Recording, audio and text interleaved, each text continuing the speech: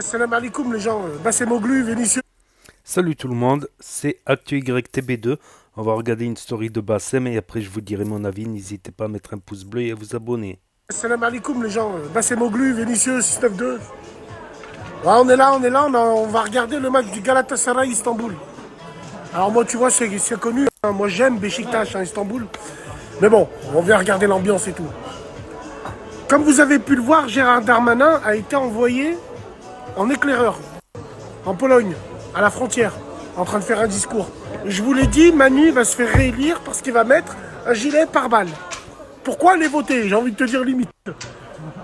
La Vox Populi fera en sorte que, sur la tête de ma mère, il a envoyé Darmanin en éclaireur, voir l'ambiance, l'atmosphère. Le prochain, c'est lui. Le prochain, il va aller là-bas. Il va aller à la frontière, chef de guerre. Comment on ose se présenter devant lui? Comment on ose faire des élections? Putain, les mecs, c'est du délire. J'ai envie de... Bah après, bon. Certains te diront, tiens, la Vox Populaire, te diront, mais qu'est-ce que tu veux qu'on fasse? Qu'est-ce que tu veux qu'on dise? Rien? 2,30 €, ouais. Ouais, 2,30 €, personne dit rien. Tranquille, tranquille. Je sais pas où ça va nous mener tout ça, mais c'est le bordel. Et j'ai envie de te dire, c'est chaud bouillant. Et chez Rabé, merci. Hop. Je peux te dire que c'est chaud bouillant, c'est un truc de fou. Ouais, j'ai pris un caf à la bien. Non, wallah, c'est prémédité, j'ai envie de te dire, tu sais, j'ai même pas les mots, tu sais, tellement c'est visible, même par un aveugle. Bon, tranquille, après, l'Inde a envoyé accidentellement un missile au Pakistan, bon, bah, c'est ce que je te dis. Bah, on l'a dit il y a 3 semaines, mais bon, voilà, tranquille. Tout sera prétexte. Les gens, ils vont régler leur compte. Ils vont passer à la caisse. Et cette guerre-là en Ukraine, c'est une aubaine. C'est une aubaine pour tous ces pays qui se regardaient de travers depuis longtemps mais qui n'arrivaient pas à bouger. Comme la Corée du Nord et la Corée du Sud, ils se regardent à la frontière. Ils se regardent à la frontière depuis 1953.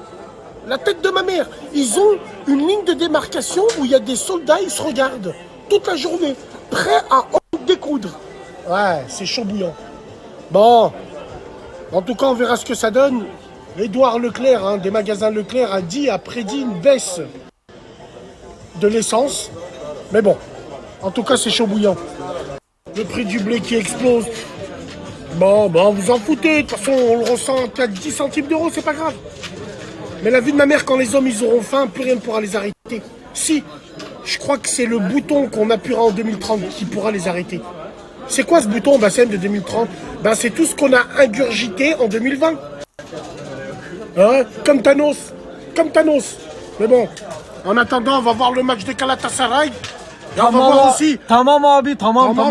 Et on va gamel, putain. Ouais. Bah les gars, moi j'ai une question.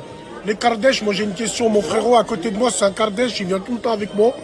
J'ai remarqué quand tu demandes un renseignement, ils savent pas dire oui ou non sec. Je sais pas, ils extrapolent. Tu lui demandes un coca, il dit j'ai que Pepsi, tu lui dis ramène-moi du Pepsi, il te dit regarde, je sais pas non, wallah, c'est vrai. Wallah, je kiffe. Wallah, je kiffe.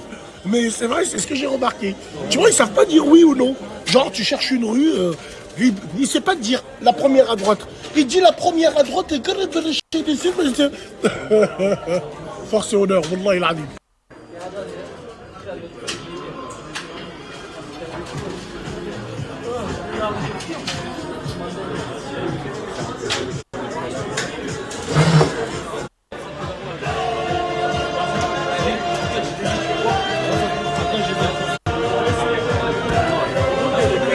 Oh.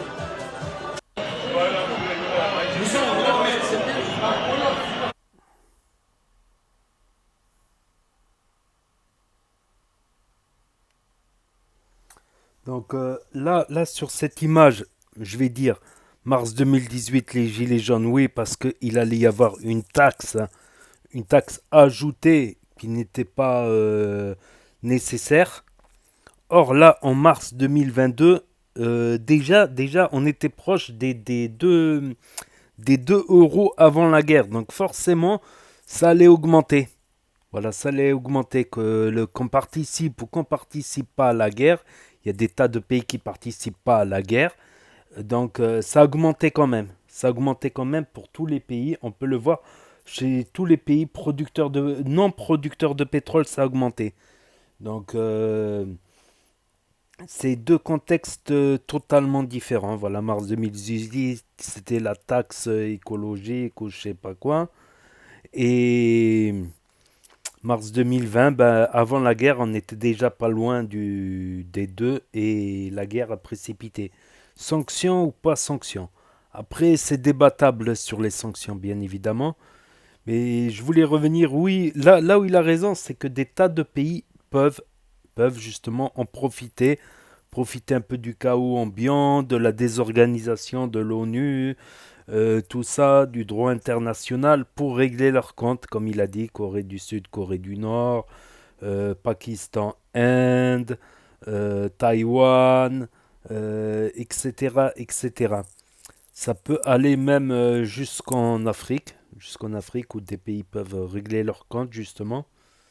Donc, mais avant de régler ses comptes, faut se rendre compte de quelque chose, c'est que une guerre, ça a un coût. Rien que la guerre en elle-même, le prix du matériel, le prix tout ça, le prix du, la guerre a un coût elle-même assez élevé. Mais en général, dans un pays en guerre, bah, t'as les investisseurs qui veulent pas y aller, tu vois. Bon, à part la Chine, c'est très très grand. Voilà, s'ils ont un conflit avec Taïwan, ça touchera même pas la Chine elle-même. Mais même, tu as plein d'investisseurs et les investisseurs, c'est important.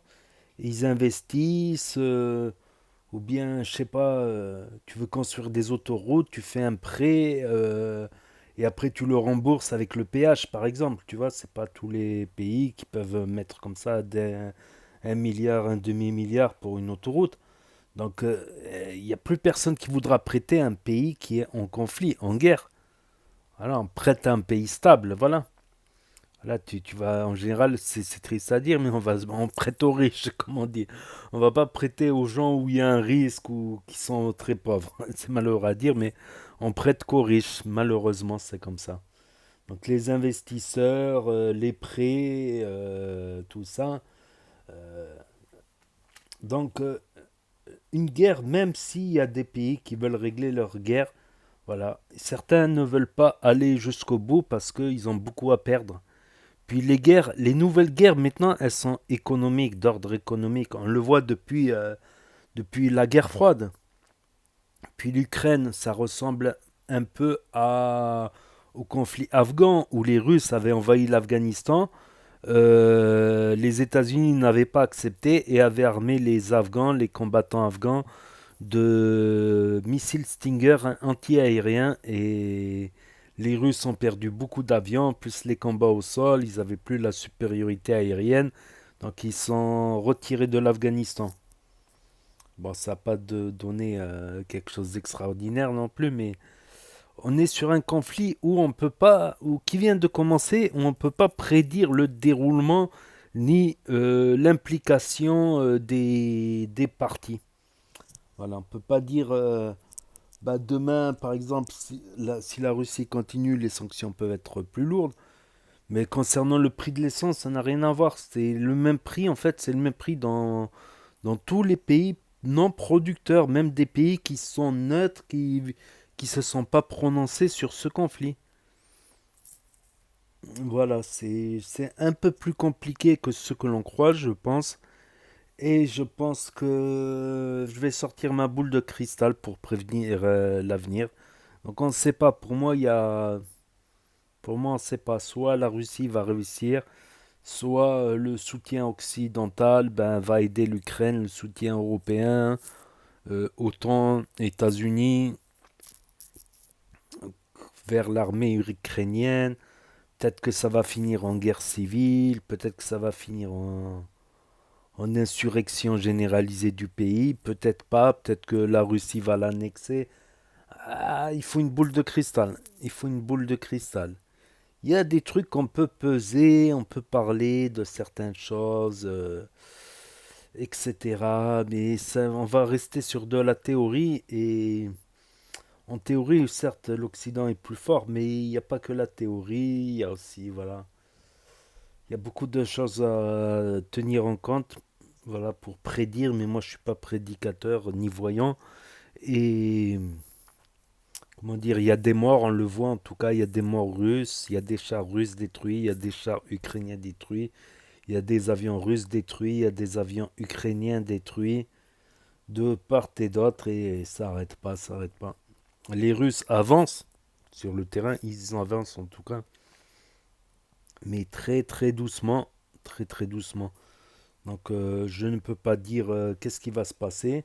Après, si Macron va aller porter un gilet pare-balles à la frontière ukrainienne, je ne sais pas. C'est pas ça qui sera, je pense, décisif pour l'élection. Je pense que l'élection, voilà, c'est bien l'élection présidentielle. Bon, il y a des enfants qui meurent en Ukraine, là. Il y a des gens qui meurent en Ukraine. Il y a des soldats ukrainiens, des soldats russes, des enfants, des femmes, des civils innocents. T'as même des pro-russes qui se reçoivent des bombes des Russes. C'est quand même hallucinant. Donc je pense que l'élection, je pense que c'est pas. Après, je pense pas qu'il y avait pas une urgence, voilà, à faire cette guerre-là. Je pense qu'ils auraient pu encore négocier, je pense. Excusez-moi, je baille. N'hésitez pas à me dire ce que vous en pensez, en tout cas dans les commentaires, à mettre un pouce bleu, à vous abonner, à cliquer sur la cloche. Et je vous dis à bientôt pour de nouvelles vidéos. Merci d'avoir regardé. C'était ActuYTB de Tchuss.